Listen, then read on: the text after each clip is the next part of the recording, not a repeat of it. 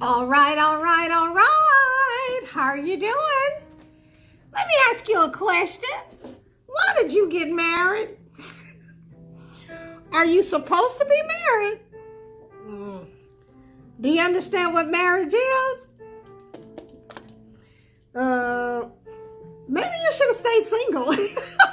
I tell you what, let's pull this guy apart. We're getting ready for probably an 8-part series on this thing called marriage, okay? So stay put. Boss Lady will be right back.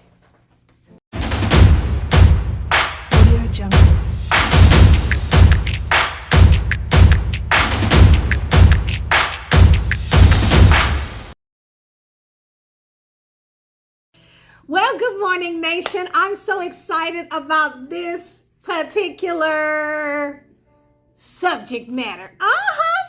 So listen, why did you get married? Well, first of all, I'm talking to a big audience, people that are married, people that are wanting to get married, or whatever the case is. Okay, so everybody just come on in the room.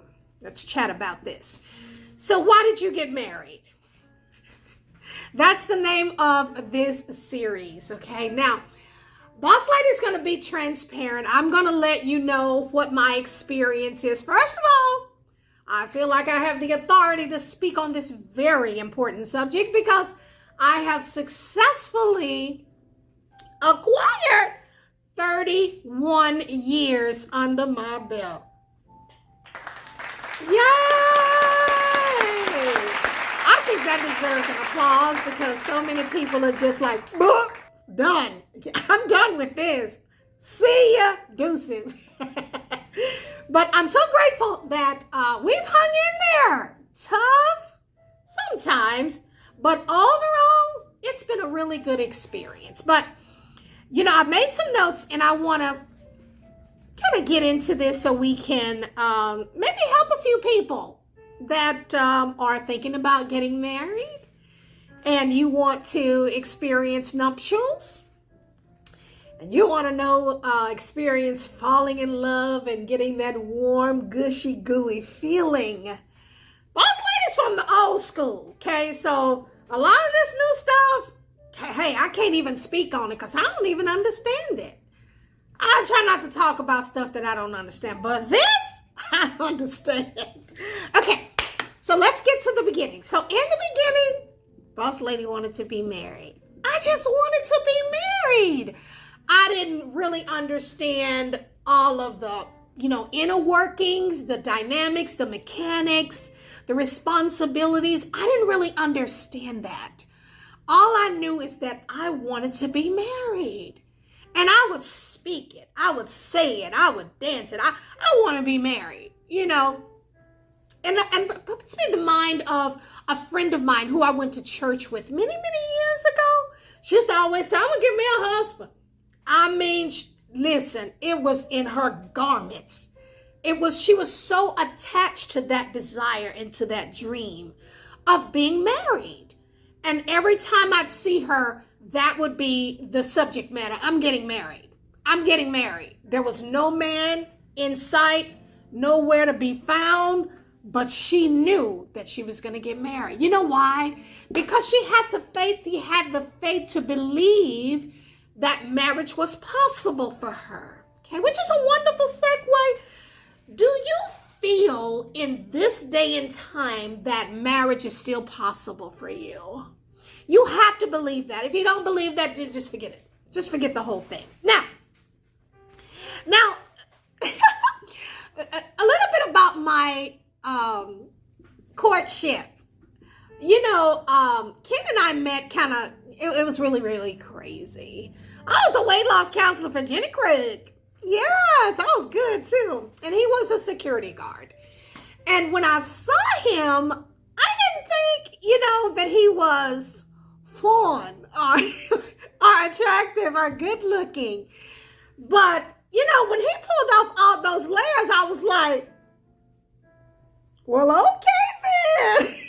He was very, very handsome. And we had like a 3-month courtship. And the 4th month he proposed. And the 6th month we were married. That was 31 years ago. So, we had a celibate courtship. We didn't practice that try it before you buy it. We didn't do that because I went to a church that really watched over me, like I was their baby. They really took good care of me, and they, poured values into me that really helped me along this journey. And so I'm grateful. I'm so grateful for the leaders that were assigned to watch over me. But we got married. Yeah, we got married. We didn't have nothing. I mean, nothing. You know how some families, when they get married, the parents buy the washer and dryer, and these people buy the living room suit, and the dad pay for the whole wedding, and they have a rehearsal dinner and the hotel. We didn't have none of that. None of that. But I tell you what, we're still married. So even though we didn't have all of the, expensive things, we didn't have all of the luxuries, so to speak. But by God's grace, we made it. Now, let's talk about the proposal. The proposal. Listen, when a man asks a woman for her hand in marriage, he's asking for permission to take care of her. And when she accepts, she's accepting his offer to take care of her. No, not really. Not really. When she accepts, she is accepting the right or whatever to take care of him, right? So on the serious side, when you're married to someone, you vow to take care of each other.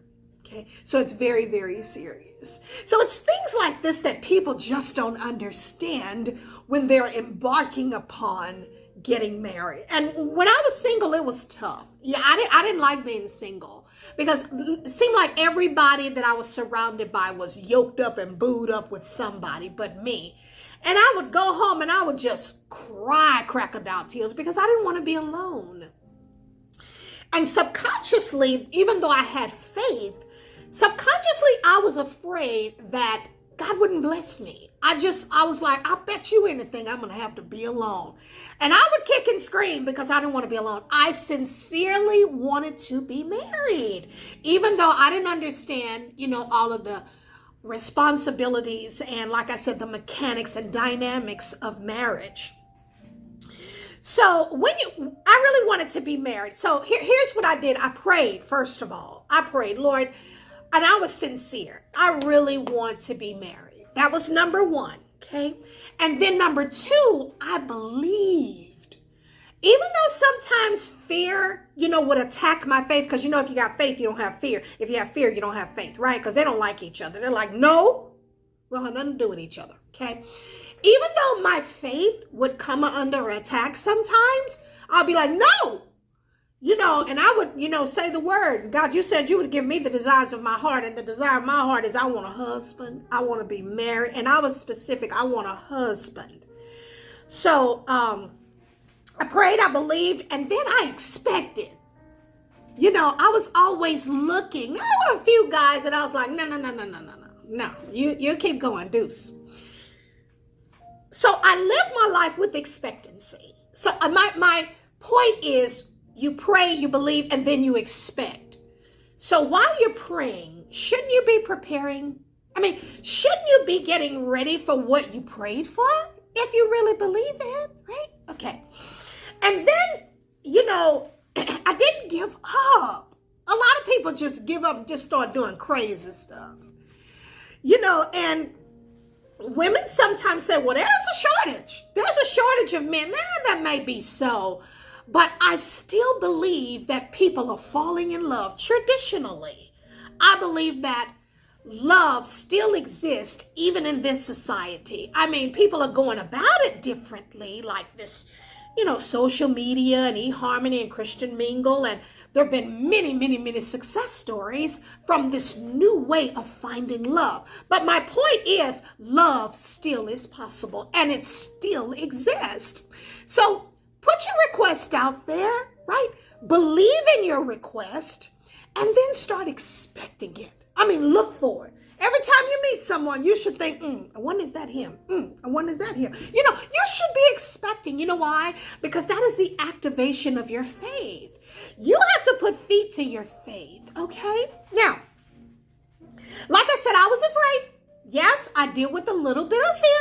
And I think we all do. Anytime we have a request, there's always some fear, right? And that's the challenge for you to know and get refocused on what you asked for. Will that work for you? All right. So even though, like I said, I really didn't understand all the things that go along with marriage, like you have to be responsible. You have to be honest. Well, I knew you had to be honest. I mean, some things just come. You know, you have to be respectable. You have to be responsible. You have to be considerate. And, you know, all of those things. And we're going to deal with, you know, how to build a successful marriage in some of our upcoming videos. I just want to do a prelude, you know, of what's to come. Now, marriage is on-the-job training.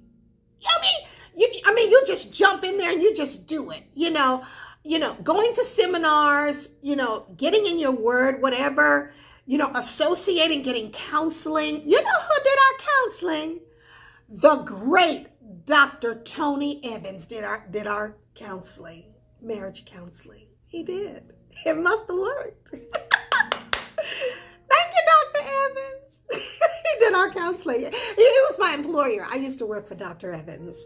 And it was such an honor and a privilege, you know, to just even be in his office, to receive, you know, deposits from this great man, you know, this great personality.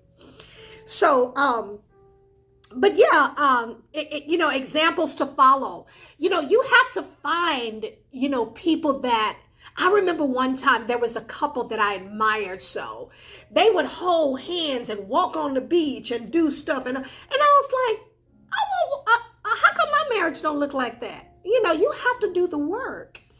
So okay, so I don't want to give you too much because we have so much to talk about. We'll deal with intimacy, communication. We will deal with respect, love, and honor. We will deal with the ministry side of marriage. We'll deal with a lot during these maybe 7 to 8 videos. So please stay tuned. You'll love these. Now, here are my final thoughts. Now, guys, there is hope. I don't want you to ever give up hoping that love will find you. Love will find you. I had some very sad days. I'm just going to be really candid and transparent with you. Boss lady, I had some sad days because I clearly did not want to be alone.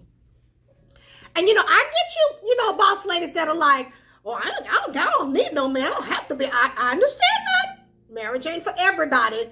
But for those women, I want to talk to you guys. Those women that still believe that her Prince Charming is out there, and you prince that still believe that your queen is out there, don't you ever, never give up on hope, okay?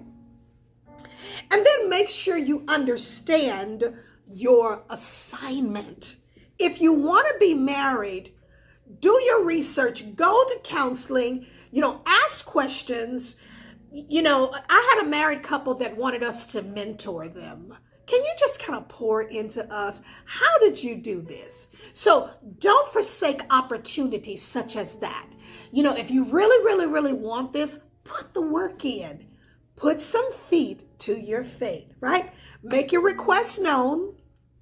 Continue to believe and live life with expectancy. And watch what happens. Okay, nation? Listen, have a wonderful day. Remember, we are embracing and chasing a higher standard of living. Thank you so much for joining me, and I will see you soon. Have a wonderful day.